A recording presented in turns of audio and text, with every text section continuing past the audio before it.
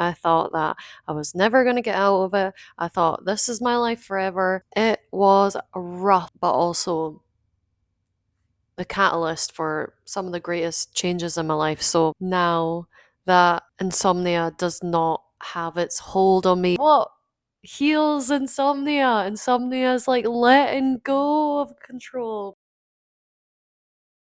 I would like to talk about how I got over some insomnia that I had for on and off for around about 4 years. And it was rough. It was one of the roughest times in my life. I thought that I was never going to get out of it. I thought this is my life forever. It was very mixed up in anxiety and almost like a performance anxiety. And yeah, it was very rough, but also the catalyst for some of the greatest changes in my life. So if you are going through this right now, I really, really, really, really feel for you. It's very isolating. It's very like there were points where I thought I was going crazy. I thought I was losing my mind. I had some very, very dark thoughts. You can get out of this. And I'm going to tell you how I did it.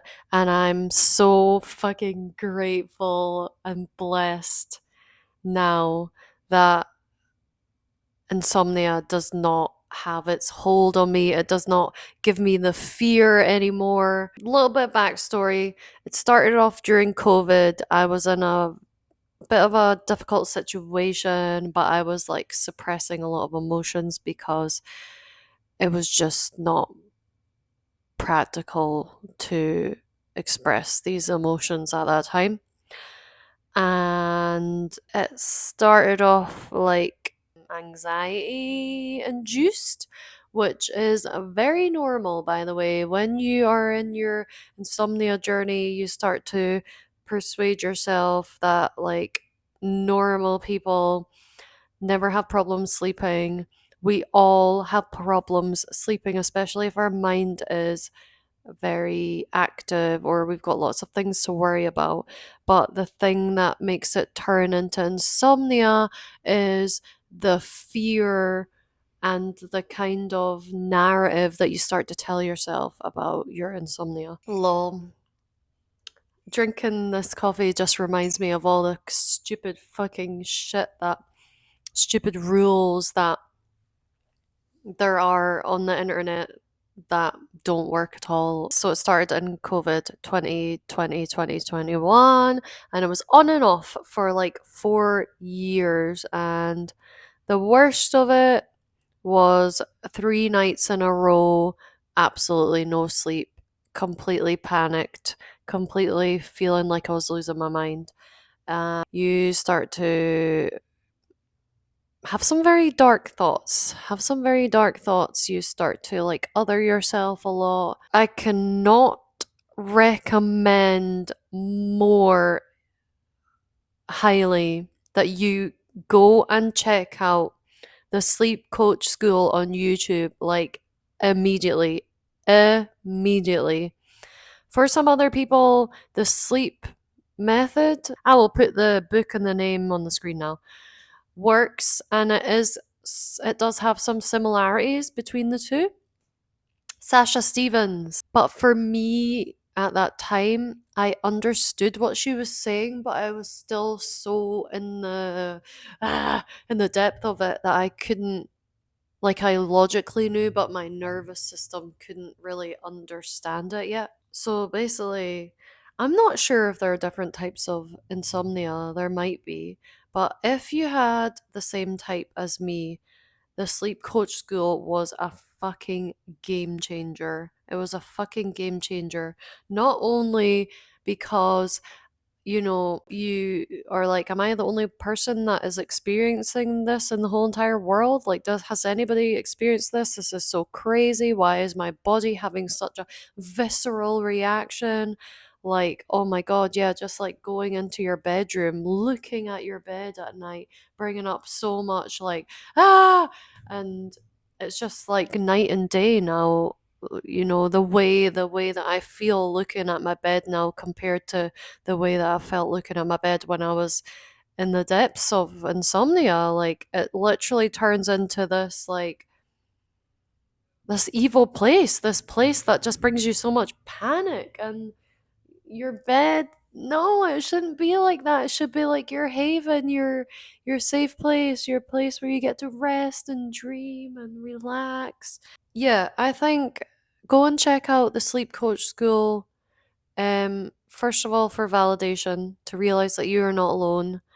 That gave me so much comfort in during that time. And then start to watch the videos about NATTO, which is a method. NATTO stands for non-attachment to the outcome, and that is a huge part of healing insomnia. And what is really, really interesting is this idea applies to so many other areas of life. Like, you have to come to a sort of level of acceptance about what's happening with your sleep, paradoxically, to heal that, to get out of it. I think a huge part of it is resistance. For me, a big thing was I was really in a hustle era at that time, and I couldn't hustle as hard because I was fucking sleep deprived and anxious, and my nervous system was all over the place. And I had to learn, like, hey Simone, you don't have to do things 150% all the time, girl. No, you don't have to do that every single day. Basically, what's happened is you've gotten so scared of not sleeping that your body thinks that it's literally like a physical threat, like it's life or death. And once you kind of like take some space from that idea, and this happens over time for most people, you kind of see like, oh, wait, this is not life or death. And eventually your beliefs of, oh my god, this is my life forever, I'm never going to be able to sleep well again, starts to change. But it really,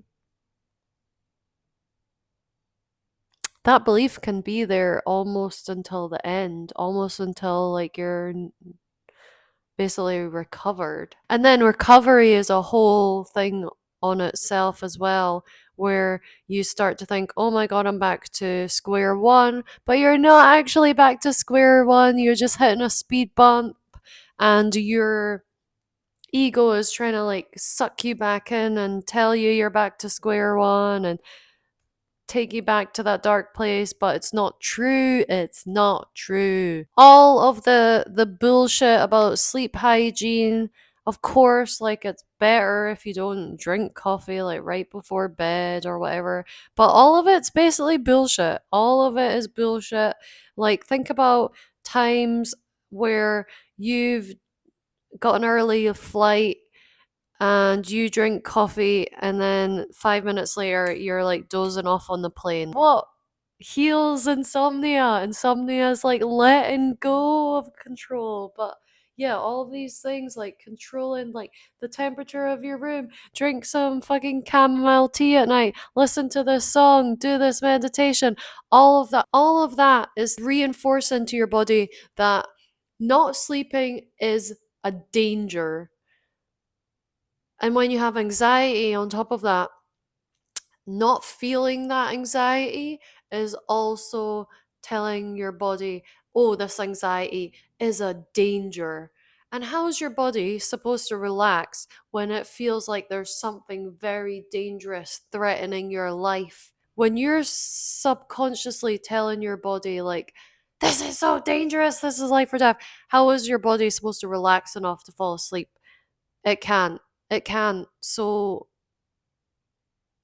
you need to feel the anxiety, feel the panic, feel the fear. Um oh, I used to have like a hypnic jerks, and it's basically when all of a sudden you're just about to fall asleep and then doom, you get this burst of adrenaline. It's one of the scariest bodily sensations I've ever experienced. You just need to let them happen and keep letting them happen, because that shows your body, okay, I'm having this reaction right now, but I'm actually still safe. It's no need to panic anymore. All of this is really difficult work, because some of it is like not in the mind, it's more in the nervous system. So yeah, you've got to like repeat these things over and over again. It's not a quick fix. And yeah, it's rough, man. It was a rough time in my life, but now, it's actually, I'm so grateful for it. Not just because it was the catalyst for so many other amazing things in my life, but also because now I know, like, I can sleep anywhere. Whereas before it was like, oh my God, I can't go on this trip because then I won't sleep. Oh my God, I can't do this thing. Oh my God, I can't stay too late out at night because then I can't sleep. And controlling things even more. Controlling. Whereas now I just have this unwavering belief. Like, even last night, I took a little bit of time to fall asleep, but I felt fine. I didn't have that torturous, like, anxiety about it.